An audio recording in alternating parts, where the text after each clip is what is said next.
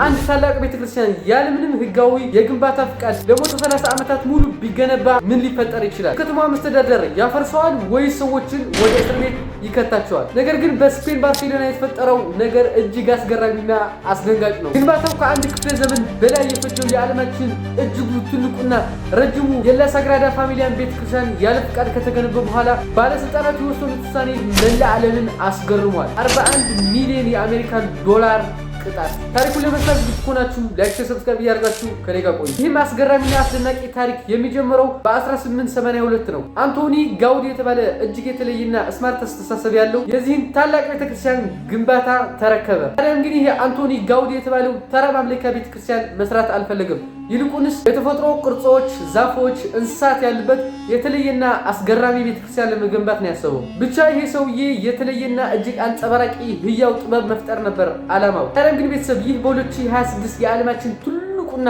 ረጅሙ የሚባል ቤተክርስቲያን ለመገንባት አንቶኒ ጋውዲ ህይወቱን ሙሉ መስዋዕት አድርጓል። ማለትም ለዓመታት ቤተክርስቲያን ውስጥ እየኖረ ልብሱ እስኪቀደድ ኢቭን ሳይቀር ኑሮ እንደ ለመን እስኪመስል አድፍጦ ቀን ከሌሊት ይሰራ ነበር ቤተሰብ። ታዲያም አንቶኒ ጋውዲ ህይወቱን ሙሉ መስዋዕት አድርጎ ቀን ከሌሊት ከቤተክርስቲያኑ ሳይለይ እየሰራው የነበረው ህንፃ ወይም ቤተክርስቲያን ጥበቡን ሳያጠናቀቅ በፈረንጆቹ አቆጣጠር በ1926 በሚያሳዝን ሁኔታ በባቡር ተገጭቶ ህይወቱ አለፈ። ታዲያ እንግዲህ ቤተሰብ አንቶኒ ጋውዲ ሲሞት የቤተክርስቲያኑ ሩብ አካል እንኳን አልተጨረሰም ነበር። ነገር ግን እሱ ሳይበቃ ታሪኩ ይበልጥ አስገራሚና አስደንጋጭ የሚሆነው አንቶኒ ጋውዲ ከሞተ በኋላ ነው። ጋውዲ በህይወት እያለ በ1885 ላይ ለከተማዋ ማዘጋጃ ቤት ማመልከቻ እያስገባ ነበር። ታዲያም ግን ለጋውዲ መዘጋጃ ቤቶቹ ምንም አይነት ምላሽ ሳይሰጡት አንቶኒ ጋውዲ ይህንን ህንፃ ወይም ቤተክርስቲያን ለመቀጠል ተገዷል። ክፍለ ዘመናት ተቀያየሩ፣ መንግስታት መጡ ሄዱ፣ ዓመታት አለፈ።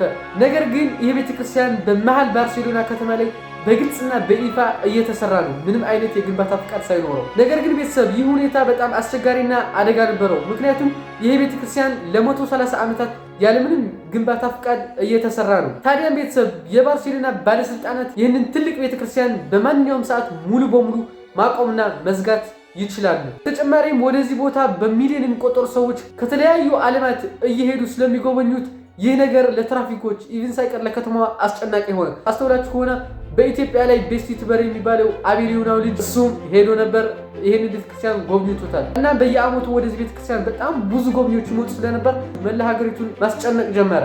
ታዲያም ይህ የዓመታት ስጋትና አደጋ የተረዱት የቤተክርስቲያኑ ባለ አደራዎች ማለትም አንቶኒ ጋውዲ ከሞተ በኋላ ቤተክርስቲያኑን የተረከቡት አሉ።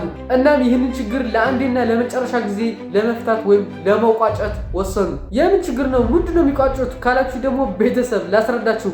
አይደለም ይህንን የዓለማችን ቁጥር 1 የተባለው ትልቁን ቤተክርስቲያን ማለት ነው አንድ ቤት እንኳን ለመገንባት የግንባታ ፍቃድ ያስፈልጋቸዋል። ነገር ግን ይሄ በስፔን ባርሴሎና መሃል ከተማ ውስጥ የሚገኘው የላግራዳ ፋሚሊያንስ ቤተክርስቲያን ለ130 ዓመታት ምንም አይነት የግንባታ ፍቃድ አልነበረውም። አንቶኒ ጋውዲ እንዳልኳችሁ ለመዘጋጃ ቤቶቹ 1885 ማመልከቻ ቢያስገባም ሊቀበሉት አልቻሉም።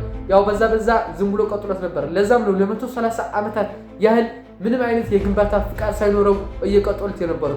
ታዲያም ይሄ ነገር ግን በጣም ሪስክና አደገኛ ስራ ነው። ለዛም ነው የቤተ ክርስቲያኑ ባለ አደራዎች ይህንን ችግር ለአንድና ለመጨረሻ ጊዜ ሶልቭ ወይም ለመፍታት ይወሰኑት። ታዲያም እነዚህ ባለ አደራዎች ይህንንም ችግር እንፈታለን ብለው ወስኑ ከጨረሱ በኋላ የቤተ ክርስቲያኑ ባለ አደራዎችና የስፔን ባርሴሎና ባለስልጣናት አንድ ጠረጴዛ ላይ ተቀምጠው ይህንን ችግር ለመፍታት ተስማሙ። ታዲያም ባለስልጣናቱ እንዲህ አሉ፣ ለ130 ዓመታት ያህል ያላስገባችሁትን የታክስና የፍቃድ ክፍያ ማካካስ አለባችሁ አሉ። ታዲያም ውጤቱም ቢሆን ጥሩ ነው ቤተሰብ።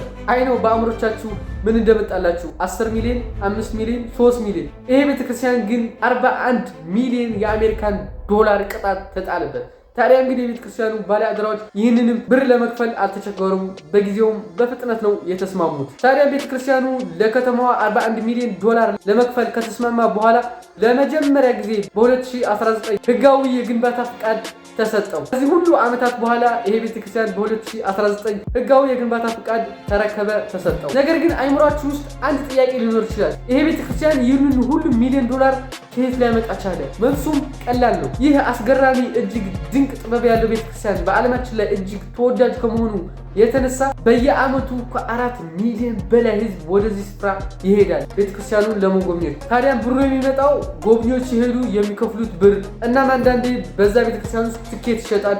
ኢቭን ሳይቀር ይሄ ቤተክርስቲያን በዓለማችን ላይ ቁጥር 1 እና ተወዳጅ ስለሆነ በየክፍለ ዓለማቱ የብር ወይ የዶላር እርዳታ ይደረግለታል። እዛም ነው የአሜሪካን 41 ሚሊዮን ዶላር ቶሎ ለመክፈል የተስማሙ።